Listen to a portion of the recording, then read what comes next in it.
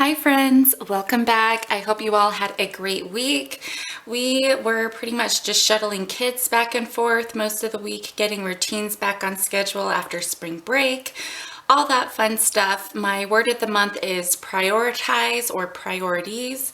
I was beginning to feel a bit overwhelmed with different projects and things that stressors I was putting on myself by overextending myself. So I knew this month I needed to just recenter, refocus, and that's where the word prioritize came in. And a really awesome quote I found was to, instead of prioritizing your schedule, schedule your priorities.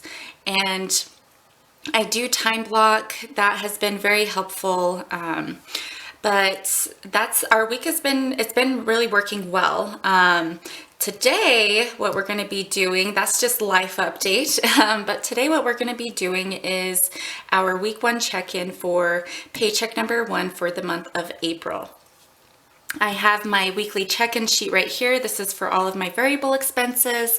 And then over here on the right-hand side is my transaction log. I fill this out twice a week.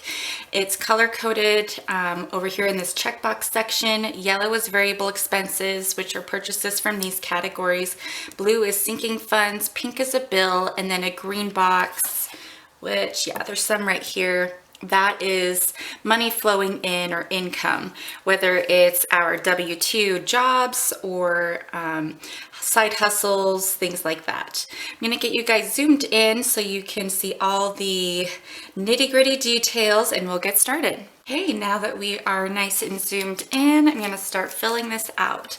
We are paycheck by paycheck, zero-based cashless budgeters. These are our variable expenses, as I mentioned. So if you did use a cash system, this would be your cash envelopes. And all right, so we're going to be looking at transactions from April 8th until the 14th. And we'll come down to groceries is where I like to start, and I always like to start with an example because I do keep a running list of what's remaining from what I had budgeted for that category.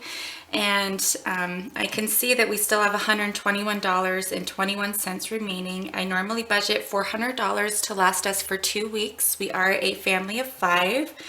And then I'll just subtract that $121.21. And I do have an Instagram. The handle is linked below where I post our weekly menus. I do also have a video where I show you guys how my husband and I communicate our menu, because we both work and we both cook dinner, and we also grocery shop. So we use our phones. We have apps on our phones because my husband is not going to go to a planner and open it up to see what's for dinner, but he will use his phone. So we just use a Google Docs on our Google Pixel phones. And then we also both have the Walmart app, and I go through Ibotta to get reimbursed, but he can just go through the actual Walmart app, and we can both add items to our grocery list for grocery pickup.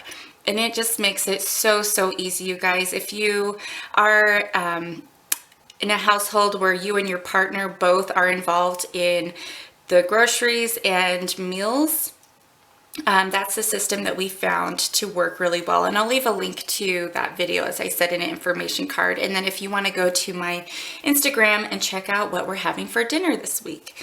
But what we had spent for groceries, after I subtract what I have remaining, we see that we spent $278.79. So we'll just write that right here under spent. Okay, and then our remaining, we have $121.21 moving into week 2.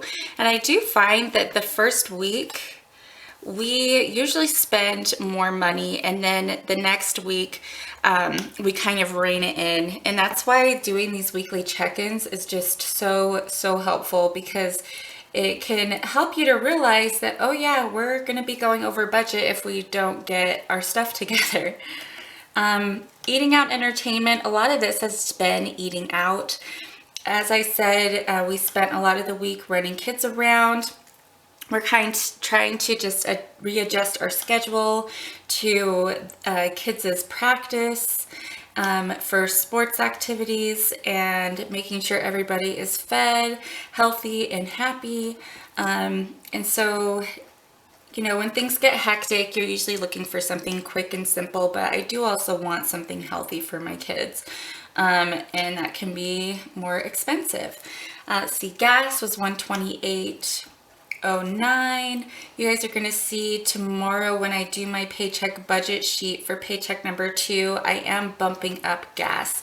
Just with running kids around and gas prices going up, I just had to be real with myself and increase that budget. And then, let's see, my husband and I, our spending, we both kind of went a little crazy. I had a dermatologist appointment, and so that was a copay. I'd also bought some wine to go visit a girlfriend. We shared a glass of wine, and just random things like that that kind of add up. Okay, so I only have $4.03. My husband only has $9.06 moving into week 2. I'm not planning on spending anything, and then I'm going to be talking to him about how much is left over. I know that he does have some cash still. I think he got cash, but he's so used to just swiping the debit card, so I think he still has the cash in his wallet. I don't think he's actually spent it, so he should be good. My oldest, he has not spent anything. Really, with school being back and extracurricular activities, we're all just so busy that usually the kids will use this money for snacks at the grocery store, if they're going out with a friend, stuff like that. But as I mentioned, he's a teenager, so it's usually going out with his friends, but our schedules have just been so busy. He's not really been going out with friends to anywhere that would cost money. And then my daughter, she had spent $4.98, and this is for like Roblox, things like that. And that was, so she has $15.02. And then my husband had taken my son, they'd gone to Walmart to buy a helmet and a bat for my daughter, and he got my son a electric car. And my son, if you've seen in previous videos, he is always like super under budget, so I was totally okay that they had gone over budget for his race car. He loves it. So he's over by $5. Overall, we had a pretty big spend week.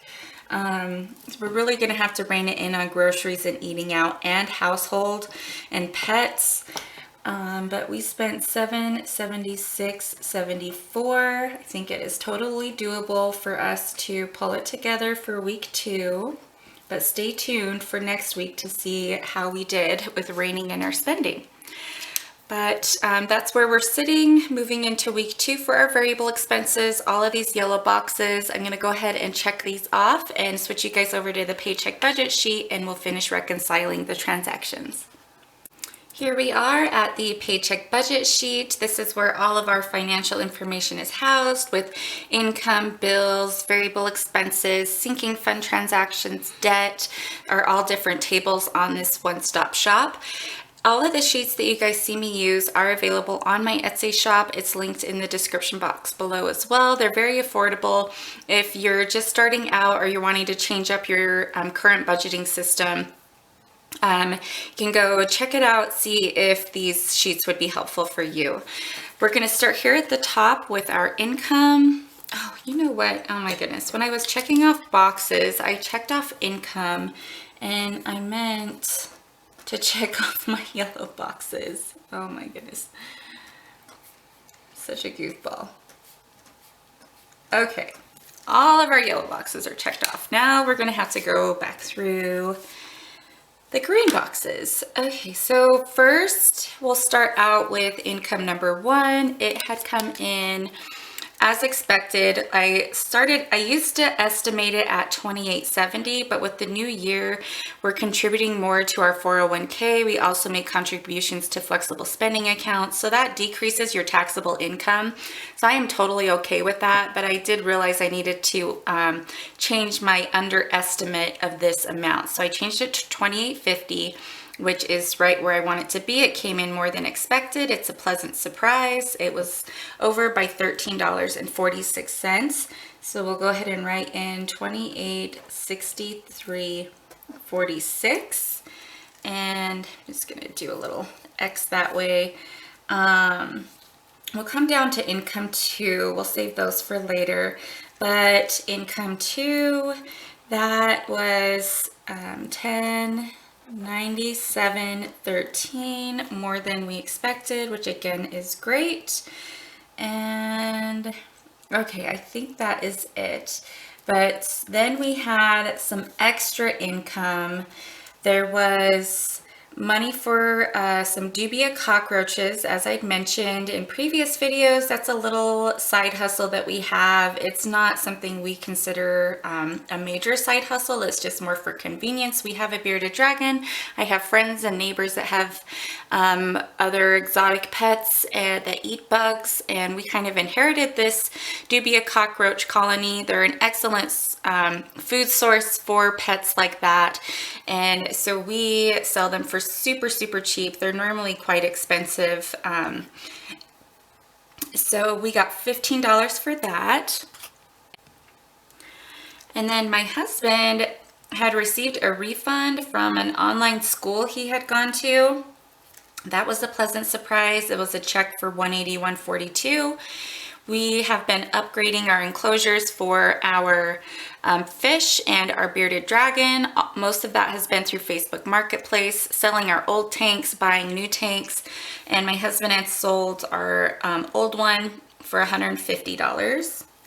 So in total, just keeping a running tally of the extra income, it was $346.42, which is awesome. So I'm going to circle that as extra. I'm going to write $346.42. I'm going to leave room for next week. Leave that door open to the universe, because you never know what's going to happen. Just like we got that surprise check. It was a pleasant surprise. We're letting the universe handle that. Okay, we're not going to add up this income yet. That'll be next week. Now what we'll do is move over to the bills. Those are the pink boxes on my transaction log. The first one that we come to is Hulu. That came out as expected at $64.99. So we will check it off. Disney Plus it's actually more. So a lot of the streaming services have been increasing their fee. So that's written in red because it was more than I had expected.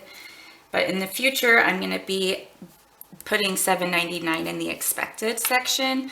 Our electricity and gas bill, it came in under budget at $163.14. And okay, that is it for bills on this transaction log. Then over here we have our HELOC. That was for $610. And we also follow a velocity banking system. I'm going to be doing my monthly update.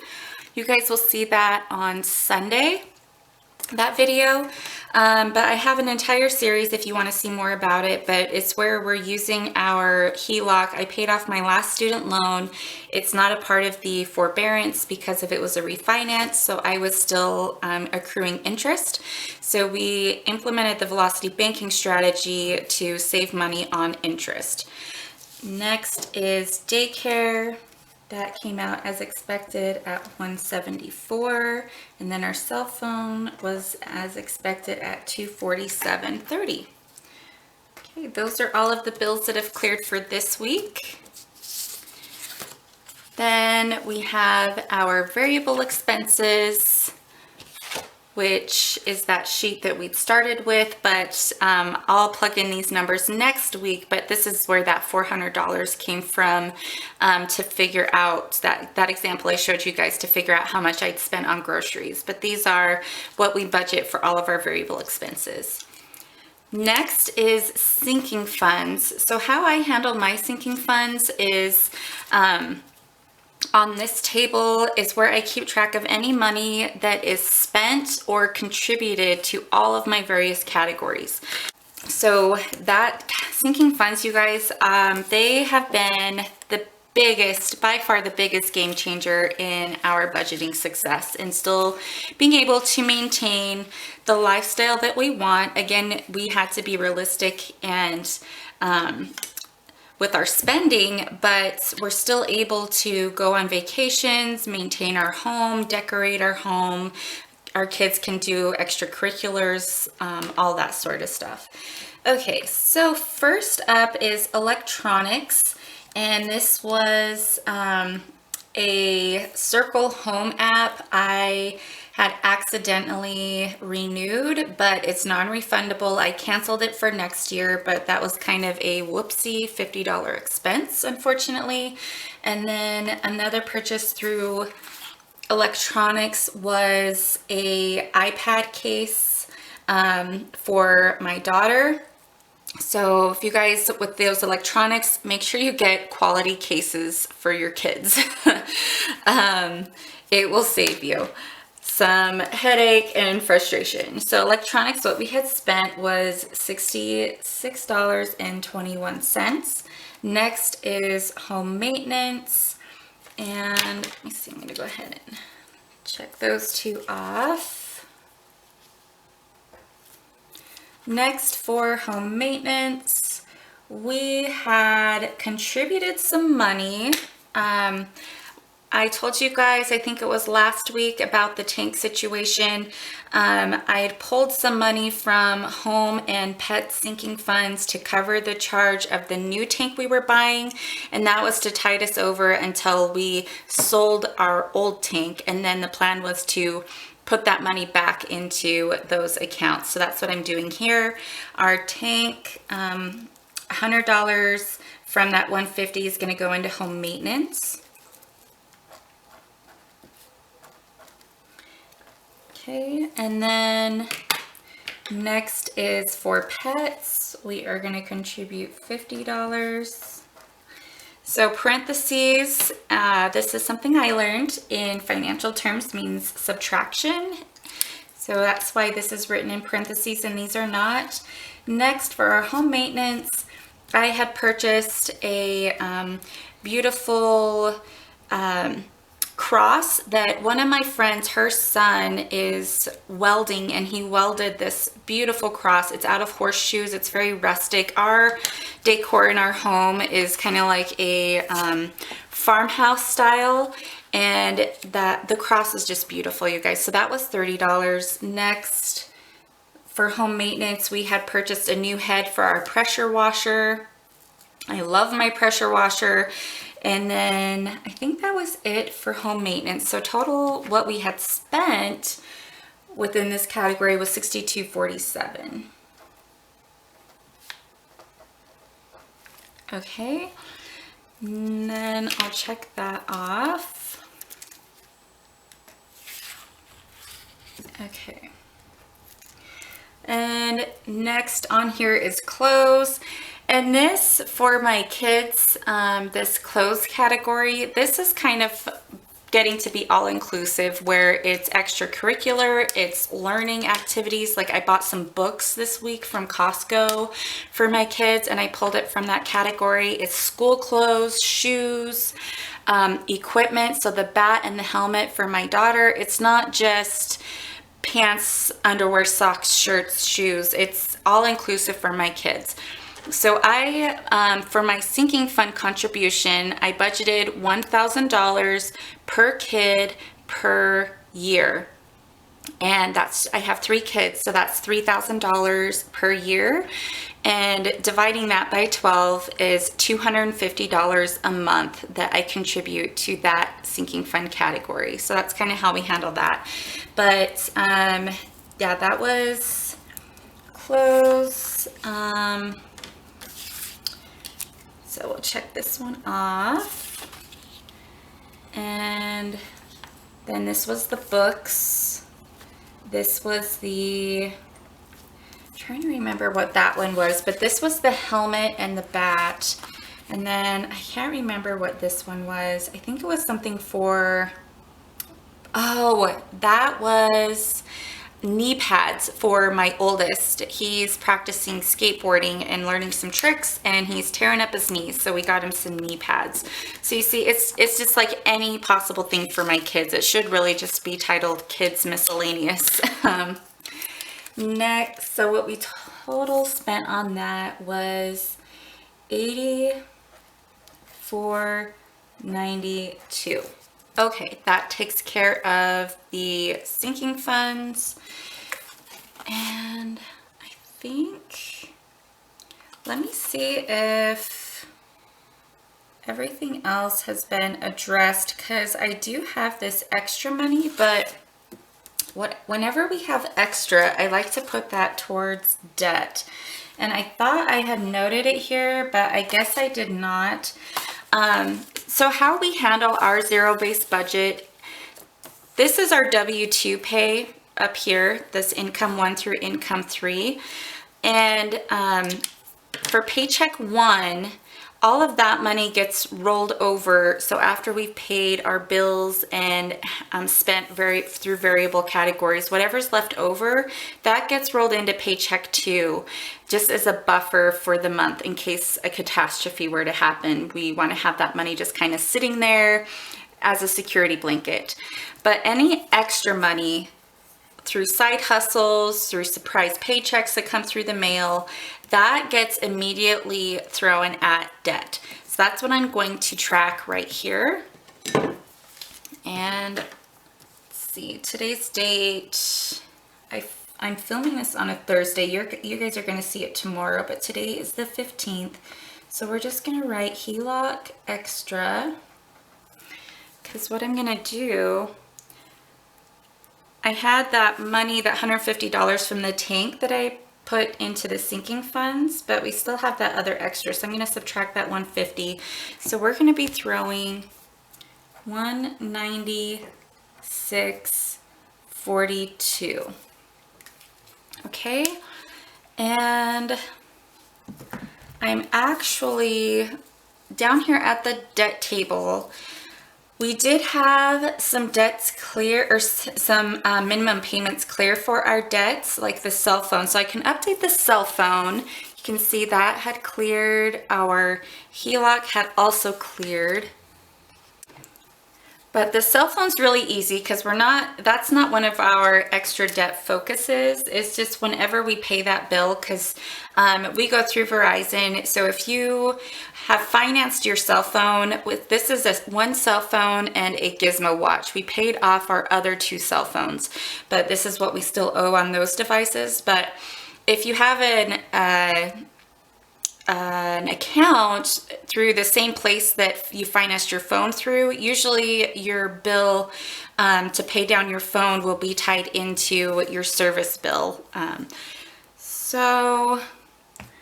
And our cell phone, let's see, so we'll do the $249.96 minus the $37.50 that went towards our devices, and that brought this down to $212.46. The HELOC did clear. There was some interest attached to this, but we also have this extra money. And again, as I mentioned to you guys, I want to leave the door open to the universe. If we get extra money again next week, when I do this check-in, I'll note that right here, and we'll add in the extra money plus the money that came from our standard payment and subtract that from this overall debt, and that'll come over here. So I don't want to do that yet today. So we'll wait to do this one next week. So stay tuned for that. But that's it. That is what our week had looked like. What we now know we need to reel in mostly these top 3 categories. This one we really can't control too much, but we can definitely control these. So stay tuned tuned to see how well we did with wrangling in our expenses. And I will see you guys tomorrow when I do my paycheck number 2 forecast for the month of April. Thanks for stopping by, everybody. If you enjoyed this video, don't forget to give it a thumbs up. And if you enjoy watching videos like this and want to follow along with us on our financial freedom journey, then please consider subscribing. Bye, everybody.